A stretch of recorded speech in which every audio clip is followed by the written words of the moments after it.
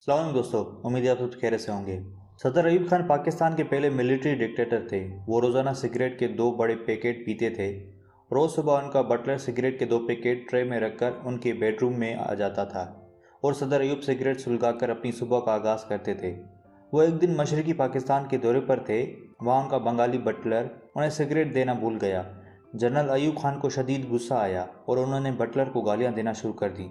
जब अयूब खान गालियाँ देकर थक गए तो बटलर ने उन्हें मुखातिब होकर कहा, जिस कमांडर में इतनी बर्दाश्त ना हो वो फ़ौज को क्या चलाएगा। मुझे पाकिस्तानी फ़ौज और उस मुल्क का मुस्तकबिल ख़राब दिखाई दे रहा है। बटलर की बात अयूब खान के दिल पर लगी। उन्होंने उसी वक्त सिगरेट तर्क कर दिया और फिर बाकी ज़िंदगी सिगरेट को हाथ ना लगाया।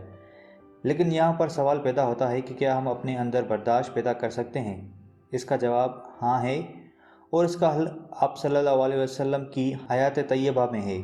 एक बार एक सहाबी ने रसूल सल्लल्लाहु अलैहि वसल्लम से अर्ज़ किया, या रसूल अल्लाह, आप मुझे ज़िंदगी को पुरसुकून और ख़ूबसूरत बनाने का कोई एक फ़ार्मूला बता दीजिए।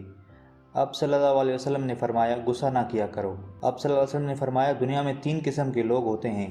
अव्वल वो लोग जो जल्दी गुस्से में आ जाते हैं और जल्द असल हालात में वापस आ जाते हैं। दूसरे वो लोग जो देर से गुस्से में आते हैं और जल्द असल हालत में वापस आ जाते हैं। और तीसरे वो लोग जो देर से गुस्से में आते हैं और देर से असल हालत में लौटते हैं। आप सल्लल्लाहु अलैहि वसल्लम ने फरमाया, इनमें से बेहतरीन दूसरे किस्म के लोग हैं, जबकि बदतरीन तीसरे किस्म के इंसान। गुस्सा दुनिया की 90% मसाइल की माँ है, और अगर इंसान सिर्फ गुस्से पर काबू पा ले तो उसकी ज़िंदगी के 90% मसाइल हल हो जाते हैं।